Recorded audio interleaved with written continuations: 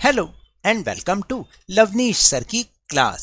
आज की ये शिक्षा निदेशालय राष्ट्रीय राजधानी क्षेत्र दिल्ली की आकलन कार्यपत्रक नंबर 3 जो कि कक्षा 6ठी के विद्यार्थियों के लिए है, यह ली गई है हिंदी विषय से। और इसमें हमें करना क्या है? इसमें हमें करना है कि निम्नलिखित गद्यांश को पढ़कर नीचे पूछे गए प्रश्नों के सही विकल्पों के सम्मुख बने गोले को पेन या पेंसिल की सहायता से भरिए।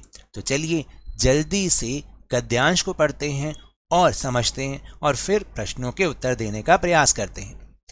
शिमला के काफल भी बहुत याद आते हैं, खट्टे मीठे, कुछ एकदम लाल, कुछ गुलाबी, रस भरी कसमल, सोचकर ही मुंह में पानी भर आए।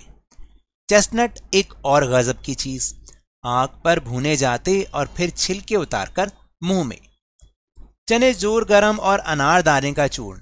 हाँ, चने जोर गरम की पुड़िया जो तब थी वह अब भी नजर आती है। पुराने कागजों से बनाई हुई इस पुड़िया में निरा हाथ का कमाल है।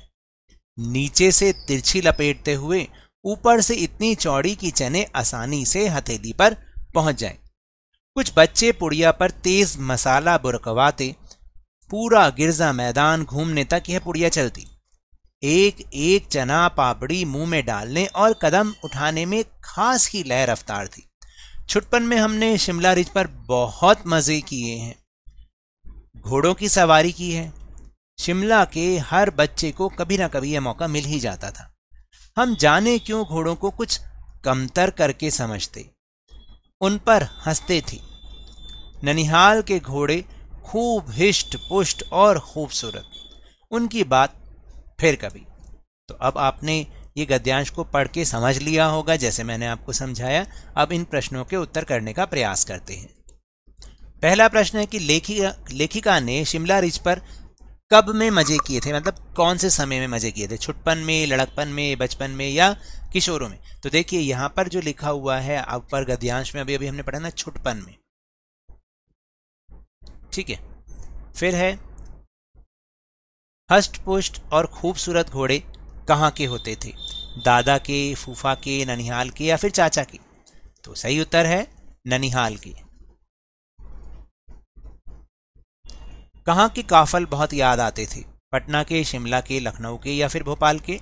सही उत्तर है बी, शिमला के, क्योंकि यहाँ पर शिमला की ही बात हो रही है।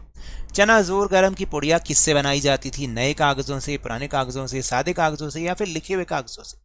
सही उत्तर है बी, पुराने कागजों से। फिर ठंडा शब्द का विलोम होगा यानी उल्टा, सूखा, मुलायम, गीला या फिर गरम? तो इसका सही उत्तर है ठंडा का गरम, बिल्कुल सही। फिर छठा प्रश्न है खूबसूरत शब्द का अर्थ होगा। खूबसूरत शब्द का अर्थ क्या होगा? सुंदर, बेकार, कुरूप या फिर उपयोगी? खूबसूरत, तो इसका उत्तर है सही ए, सुंदर। इनमें से संज्ञा शब्द क्या होगा? संज्ञा वस्तु का नाम होता है। अनारदाना, बीमार, देहांत और सुखी? सही उत्तर है ए, अनारदाना, क्योंकि ये एक वस्तु का नाम है। देहांत तो जो है एक अवस्था हो गई। बीमार भी जो है वो हम विशेषण में ला सकते हैं और सुखी भी ला सकते हैं, लेकिन अनारदाना एक संज्ञा शब्द है। फिर इनमें से सर्वनाम शब्द क्या होगा? पर्वत, समुद्र, झरना, पर्वत या फिर वह? तो संज्ञा के स्थान पर जो शब्द यूज होते हैं वो सर्वनाम होते हैं, डी, वह। इन शब्दों में से तत्सम शब्द चुनकर लिखिए। तत्सम मतलब जो संस्कृत के शब्द हैं। पुष्ट, मजे, मौका या फिर कमतर? सही उत्तर है ए, पुष्ट। और इसके बाद है प्रश्न संख्या 10, जल और नीर शब्द किस शब्द का पर्यायवाची शब्द है? आदमी, हवा, पानी या फिर पशु? तो सही उत्तर है जल, जल का पर्यायवाची शब्द पानी। तो ये तो थी आज की वर्कशीट। अगर मेरे इस तरह समझाने से अब आपको समझ में आने लगा है तो इस चैनल और वीडियो को लाइक कीजिए, शेयर कीजिए और नए हैं तो सब्सक्राइब भी कीजिए। और टेलीग्राम ऐप पर हमारा चैनल लवनीश सर की क्लास, उसको ज्वाइन करना ना भूलें।